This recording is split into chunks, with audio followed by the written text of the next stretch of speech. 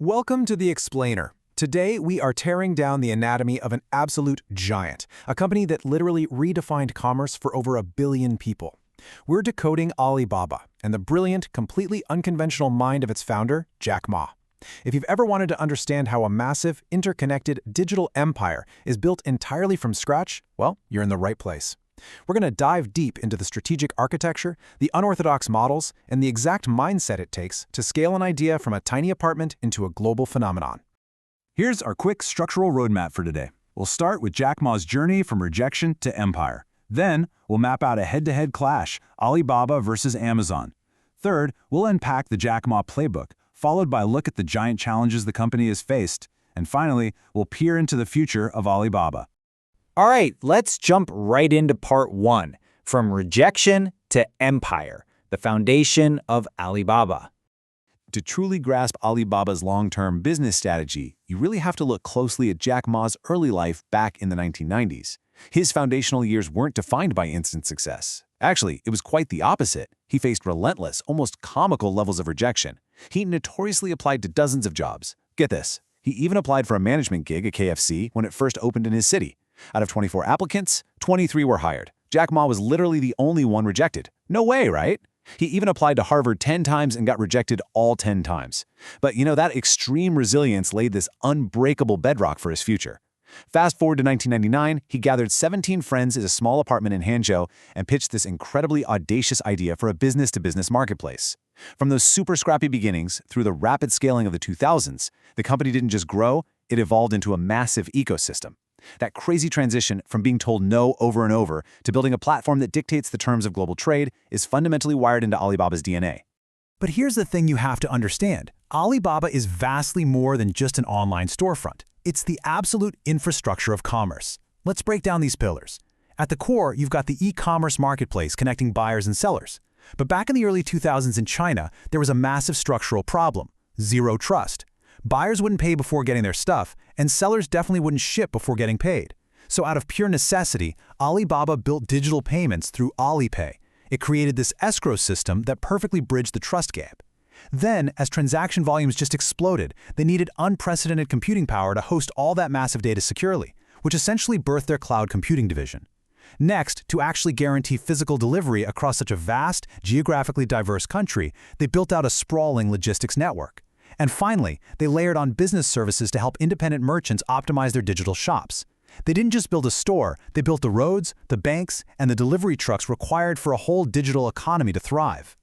Which brings us nicely to part 2, Alibaba versus Amazon, the clash of titans. So, when we anchor this Eastern ecosystem against a familiar Western counterpart like Amazon, the strategic divergence is staggering. Just look at their core approaches. Amazon, for a massive chunk of its business, relies on an inventory model, right? They buy products, store them in these highly optimized massive warehouses, and sell them directly to you. Alibaba, on the flip side, relies almost entirely on a marketplace approach. They simply provide the digital mall where independent buyers and sellers connect. They own virtually no physical inventory themselves. And because of this architectural difference, the way they make money is completely distinct. Amazon captures heavy retail margins, while Alibaba makes its money heavily on marketing, advertising, and premium services for the millions of merchants on their platform. It's incredibly capital efficient, and it actually empowers small businesses rather than directly competing with them. Now, both giants have totally distinct strategies for global expansion and the customer experience. And hey, we aren't here to declare a permanent winner. But it is absolutely essential to recognize how two entirely different strategic blueprints can both result in total global dominance. Moving right along to part 3, let's open up the Jack Ma playbook, leadership and lessons. The entire psychology of Alibaba's leadership can basically be distilled into one radical philosophy: customers first, employees second, and shareholders third. When Alibaba went public, Wall Street notoriously hated this approach. Investors are used to being at the very top of the priority list. But Ma firmly believed that if you relentlessly solve the customer's problems and you keep your team deeply motivated and happy, shareholder value will naturally and inevitably follow. This relentless, long-term thinking is what actually drives true innovation and cohesive team building instead of just sacrificing a company's long-term health to chase those quick quarterly profits.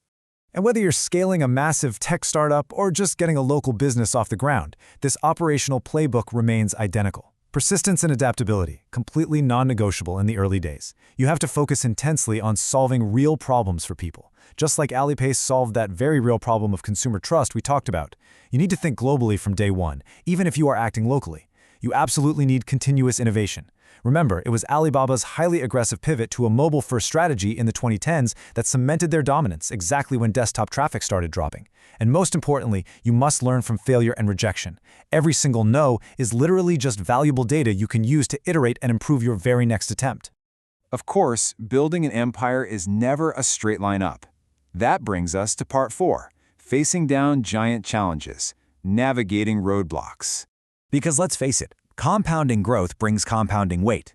You don't just manage hypergrowth in a vacuum. You do it while simultaneously fending off incredibly fierce domestic competition from massive rivals like JD.com and Pinduoduo who are constantly fighting you for market share.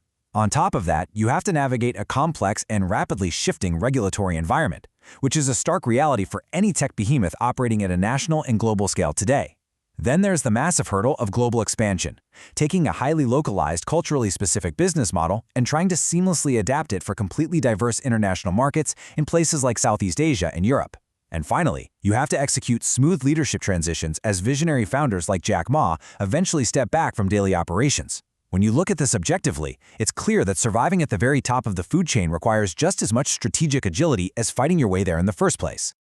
Which naturally leads us to the ultimate question. What actually comes next for Alibaba? Let's look ahead to Part 5, The Future of Alibaba, The Road Ahead. While we definitely can't make guaranteed predictions, analyzing their strategic focus areas gives us a very clear map of the decade ahead. Alibaba's next major frontier relies heavily on deep artificial intelligence integration, and AI isn't just some corporate buzzword here. They're aggressively utilizing it to optimize massive global supply chains and hyper-personalize the shopping experiences for hundreds of millions of active users every single day. Simultaneously, they are aggressively expanding their cloud computing dominance, pushing hard to become the digital backbone for countless other businesses across Asia and beyond. They're constantly exploring next-generation digital commerce, really blurring the lines between entertainment, social media, and retail, and continually trying to penetrate deeper into international markets. The future opportunities are vast for sure, but they're going to be directly tied to how effectively they can leverage these next-gen tools to solve tomorrow's logistical challenges. As we wrap up this explainer today, it's absolutely crucial to contextualize this journey. Jack Ma's story is emphatically not just about generating wealth. It is a blueprint of resilience. It's a masterclass in persistence and in creating asymmetric opportunities exactly where everyone else only sees insurmountable obstacles.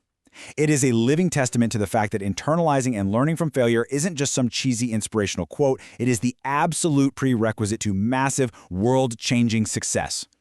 So, I want to leave you with this final, provocative thought to take away. How will you reframe your next rejection into your greatest opportunity for growth? Think about the complex problems you can solve, keep learning, and keep building.